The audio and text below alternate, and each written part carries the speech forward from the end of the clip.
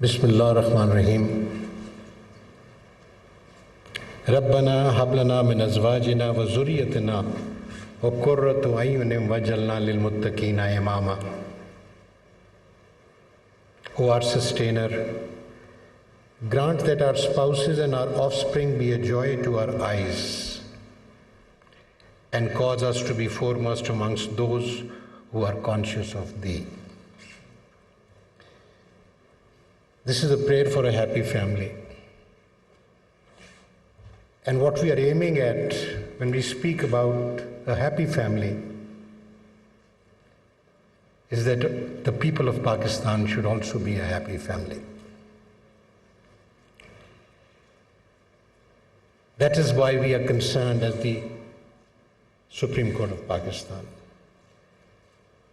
Because the object of fundamental rights under the Constitution is ultimately to bring happiness to the people of Pakistan. And that's all we are interested in, the enforcement of fundamental rights. The right to life, the right to a good quality life, the right to livelihood, to all the things that come together to provide the necessaries for a happy life. And not just an individual life. We are talking about a family life. The Constitution talks about in Article 35, which is a principle of policy, that the state has the responsibility to look after the child, to look after the family, the child, and the mother. And we start from that premise as a court responsible for safeguarding the fundamental rights to see that attention is paid to this priority. It is in this context that I am a guest with you today. This conference has been organized by a very dedicated team of workers, officers, and concerned citizens under the leadership of the Law and Justice Commission represented by Ms. Rifat Bhatt, and with the cooperation of the United Nations Fund for Population, and of course the support and cooperation of the Government of Pakistan.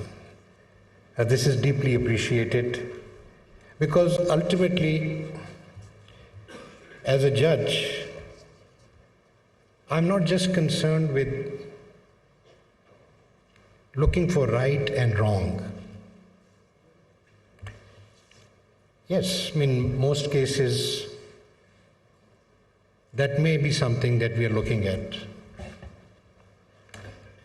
But what we need to know, first of all, in the context of public rights and human rights, what rights there are that need protection, and number two, how can they be protected? Today, I'm looking forward to the discourse that will take place in the 5 sessions that are mentioned in the program. Of course, there'll be talk about the enforcement of our judgment of 2019. But that's not all. I expect that we will be talking about also the success achieved by Muslim countries like Iran and Bangladesh. How did they achieve that? Why couldn't we achieve it?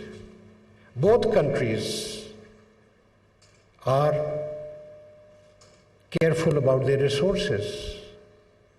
And yet there was something that they did which managed to receive success, and today I believe they are reversing their policies. And I am thrilled now to discover from Mr. Luab that the narrative today is not population control. It is a concern for the population to be productive so that they can earn their livelihood and contribute to the society and the community. And for that, the requirement is education. But what we need to understand is, how will those goals be achieved? We can't just leave it to the state. The state is already committed with its resources to so many other important priorities. There has to be some other vehicle, some other means of achieving that.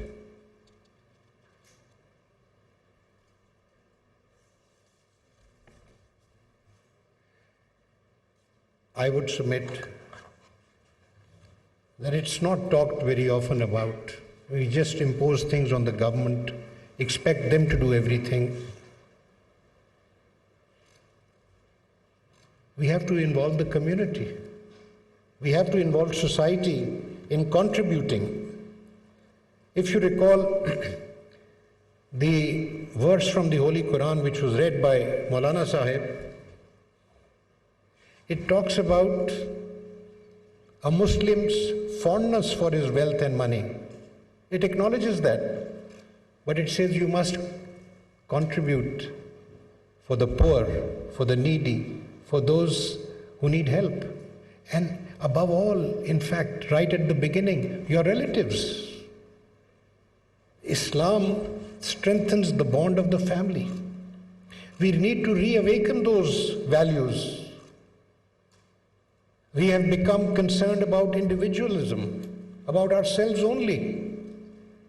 Only a generation ago, all of us, or most of us would remember, that our elders were either supporting or were supported by relatives to get educated. I can say that for my elders. And that was the way forward. What has happened today?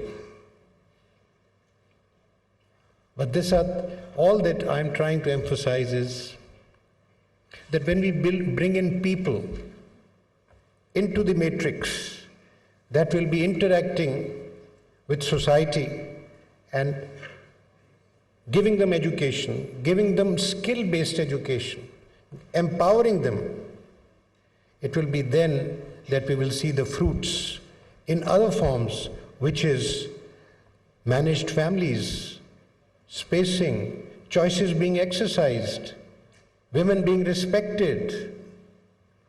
That is the process that will take place. It is not for the law to enforce that. And this is not a legal forum also.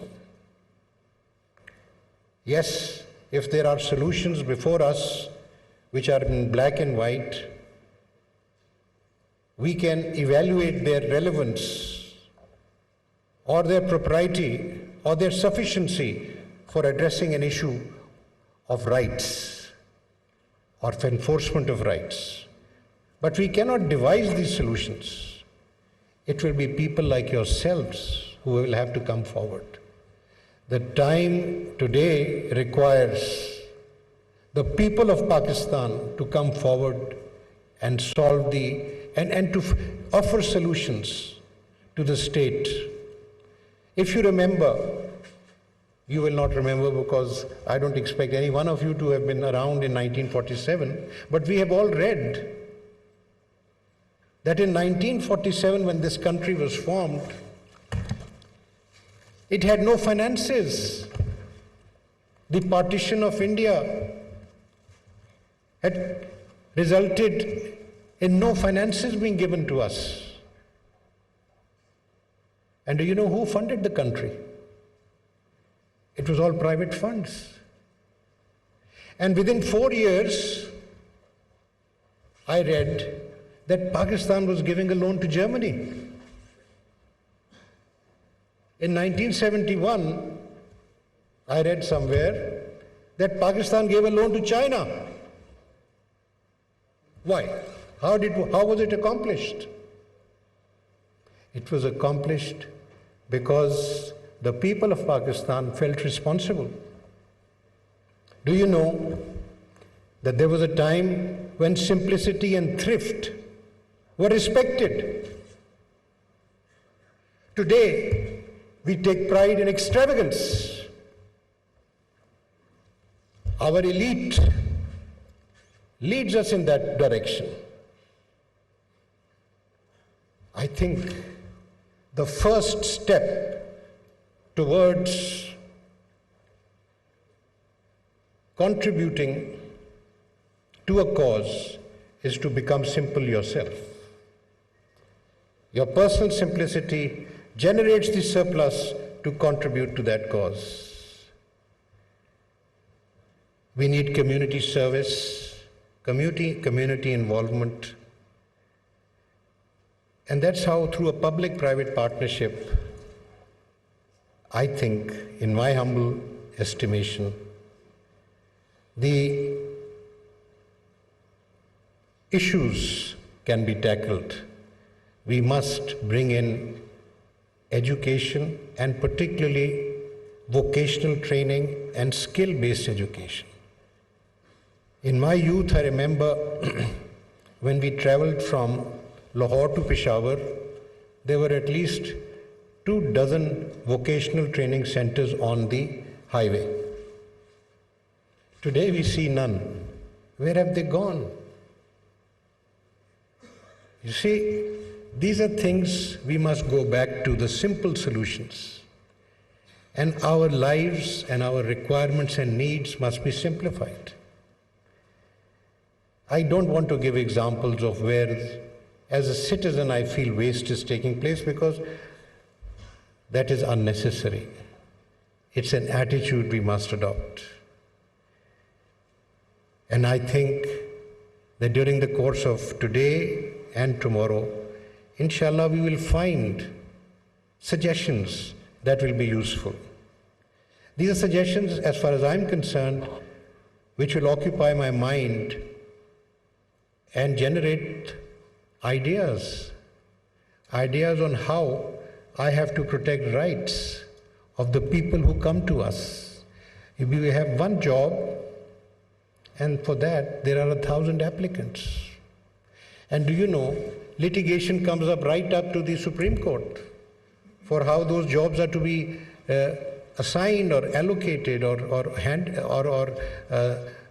given to applicants. That we have to overcome.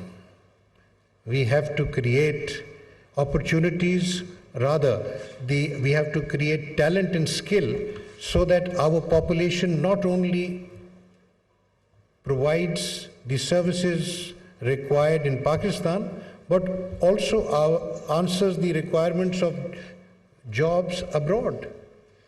To say that we should reduce our population because it's a strain on resources is wrong. In the 70s, I remember, there was a new initiative. I was a young boy then, but I would read about it, a new initiative for labor to be exported to the Middle East. And that labor was contributing funds to its family, and they were able to run businesses, and they were able to grow and so forth. It was a remarkable experiment. And to this day, that cycle continues, but it has diminished because the level of skills has not improved. I may be getting rather extensive in my submissions. I want to thank you all for being present with us. I welcome this opportunity because I will be learning from here. Judges need to interact with ideas. We need to understand what are the needs of people and what are the needs of society, and what they are thinking, what the people are thinking, what our intellectuals are thinking. I look forward to a wonderful discourse. And at the end, I thank the Law and Justice Commission,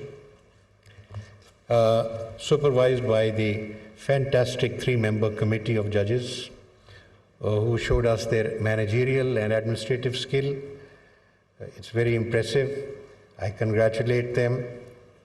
I thank also the kind of interest which the UN FPA has taken in this event, and in any case the subject of population concern in Pakistan. The government of Pakistan has been helpful as always, which is also appreciated. Thank you very much.